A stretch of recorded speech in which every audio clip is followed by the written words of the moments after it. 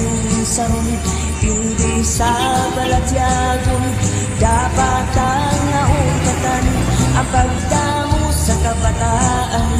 Hindi sa akong lang, kundi sa atong nga tanan. Ako